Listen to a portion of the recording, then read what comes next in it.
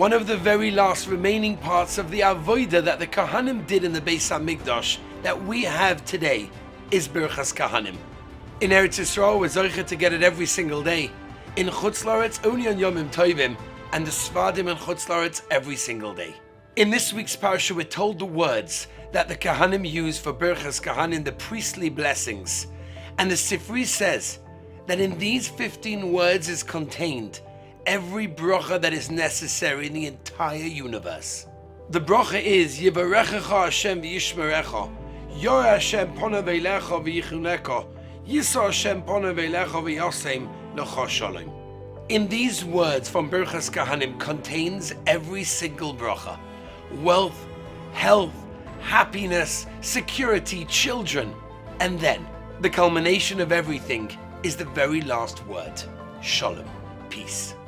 It seems to be that shalom, peace, is the vessel that holds every single bracha. But how important is shalom?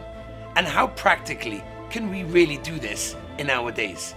So the Gemara tells us clearly that the Rabbeinu Shalom allowed his name to be erased for the sake of shalom, harmony between man and wife. But practically for us, what can we do?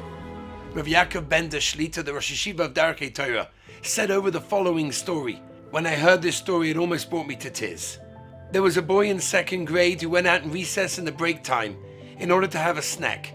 He took out of his bag a chocolate that his mother had put in the bag before he left to school that morning. He opened it up in order to eat it, and he could hear around him there were people laughing.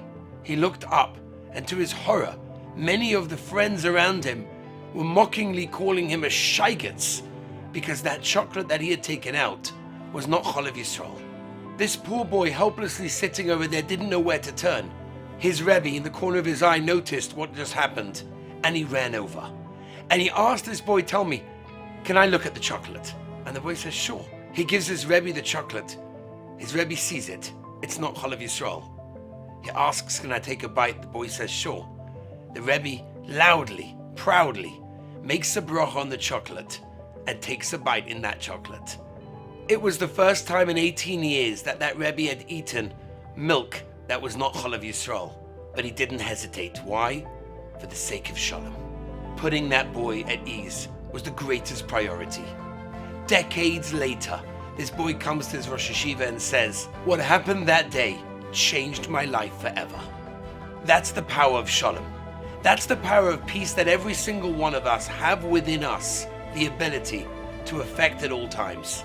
And that carries within it the greatest bracha of all. We should all be zocheh to try and make shalom between everyone that we know and make sure shalom resides in the world in the greatest way. Have an amazing Shabbos.